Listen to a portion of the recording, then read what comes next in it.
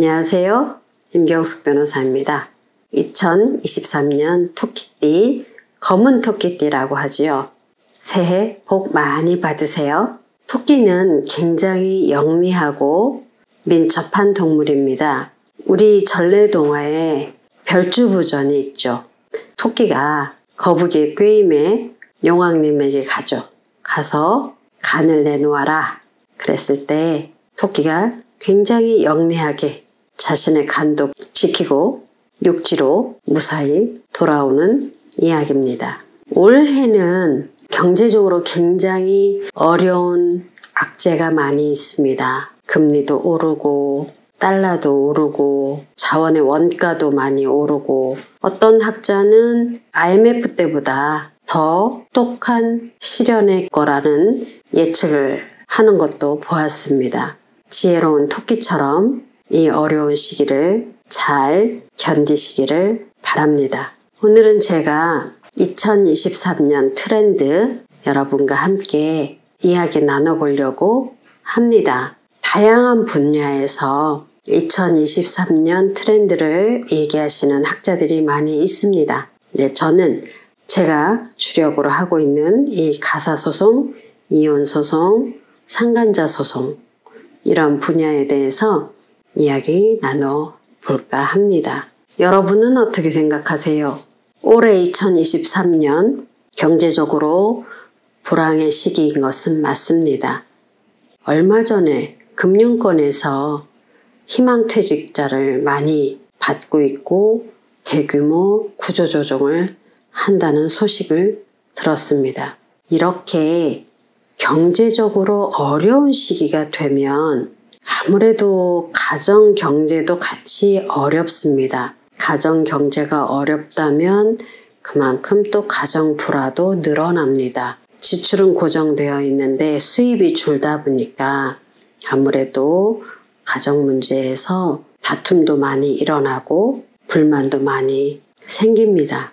그렇다 보니 통계적으로 봤을 때 경제적으로 어려운 시기에 이혼율이 좀 많이 늘어납니다. 그리고 이혼을 미뤄왔던 분들, 그런 분들은 이 어려운 시기에 이혼을 쉽게 결정을 합니다. 왜냐하면 생활도 어려운데 다툼이 자꾸 있으니까 그 다툼을 견뎌내지를 않습니다.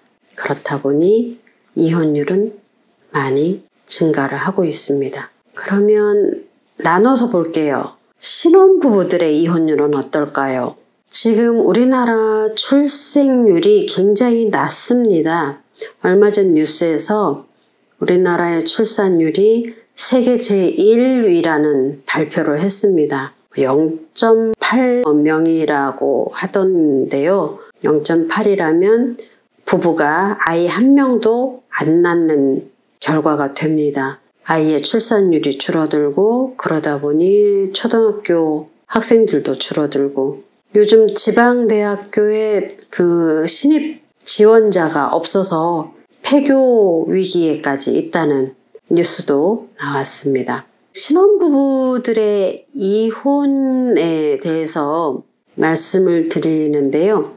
요즘 신혼부부들 특징이 뭐냐면 양가 친척들, 친지들 다 모여놓고 결혼식은 합니다. 결혼식을 하는데 혼인신고는 미뤄둡니다. 혼인신고를 하지 않은 채 일단 살아봅니다. 살아보고 이 사람이 잘 맞는지, 갈등은 없는지, 살아가면서 문제는 없는지 그런 다음에 이 사람하고는 괜찮겠구나.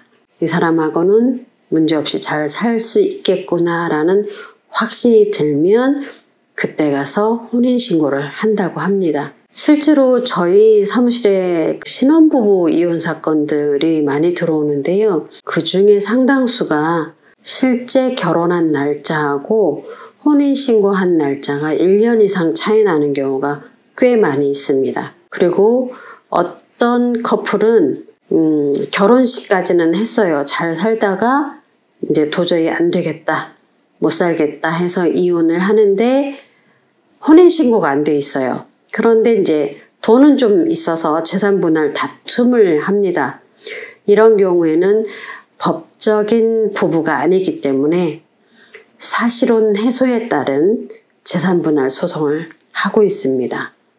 그래서 여러분들 혼인신고를 안 한 신혼부부인 경우 나중에 재산분할 어떻게 해야 되지? 하고 고민이 되신다면 그거는 사실혼 해소에 따른 재산분할로 다투시면 되니 참고하시면 되겠습니다. 그러한 신혼부부도 요즘은 이혼이 많이 늘어나는데요.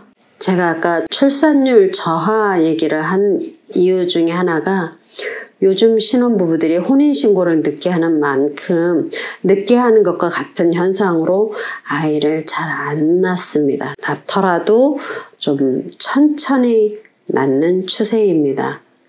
그런 취지로 말씀을 드렸습니다.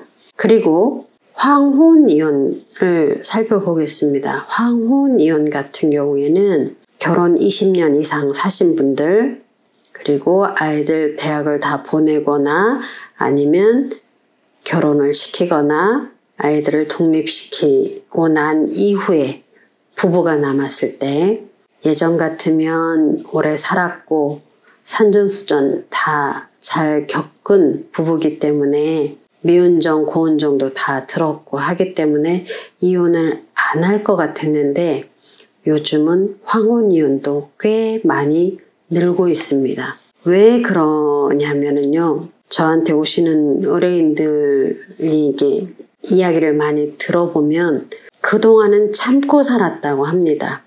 아이들도 어리고 그다음에 이제 경제적인 문제도 있고 여러 가지 여건들이 있어서 참고 살았는데 아이들도 다 키우고 그리고 오래 살았기 때문에 경제적으로도 안정이 돼 있기 때문에 이제 더 이상 참고 살 필요가 없다라고 생각을 하셔서 과감하게 이혼을 하십니다. 그래서 또 황혼 이혼 경우에는 이제 남편들이 은퇴를 하고 집에 들어와 계시면서 이제 수입은 없고 있는 재산을 이제 가지고 쓰다 보니 거기서 또 이제 다툼이 발생을 합니다. 그러다 보니 내가 왜 이렇게 살아야 되는지 모르겠다. 이렇게는 살기 싫다. 이러면서 황혼이혼을 선택을 하십니다. 이런 분들의 특징은 어느 정도 경제적으로 여유가 있으십니다. 모아놓은 재산이 있으시기 때문에 황혼이혼을 하시면서 재산분할하고 그러면 그걸 가지고 어느 정도 경제적으로 여유 있게 사시고 심리적으로도 편안하게 여유 있게 사시려고 하는 목적으로 황혼이혼이 늘고 있습니다. 그러면 2023년 올해는 이혼이 전반적으로 늘겠군요. 예, 늘 것 같습니다. 그럼 상대적으로 감소하는 것도 있나요? 예, 저는 상간자 소송은 좀 줄어들 거라고 예측을 합니다. 그 바람도 돈이 있어야 바람을 핍니다. 돈 없이 바람 피지는 않죠. 바람을 피더라도 돈이 없으면 금방 끝납니다. 그렇기 때문에 경제적으로 어려운 시기에는 바람도 덜 필 것이고 그렇다 보면 상간자에 대한 다툼도 줄어들 거라고 예측을 합니다. 2023년 경제적으로 어렵다는 불황기를 강하게 예고하는 뉴스가 많죠. 우울합니다. 우울하긴 하지만 경제가 어렵다고 해서 계속 어려운 거는 아니죠. 호황기가 있으면 불황기가 오고 불황기가 있으면 다시 호황기가 옵니다. 이 시기도 조금만 견디면 다시 경제적으로 좋은 시기가 옵니다. 여러분들 올해 경제가 어렵다는 우울한 소식을 듣더라도 기운 잃지 마시고 힘내셔서 꿋꿋하게 잘 견디시기 바랍니다. 2023년 새해에 여러분 가정 모두 무탈하고 평안하기를 바라겠습니다. 새해 복 많이 받으십시오. 감사합니다. 임경숙 변호사였습니다.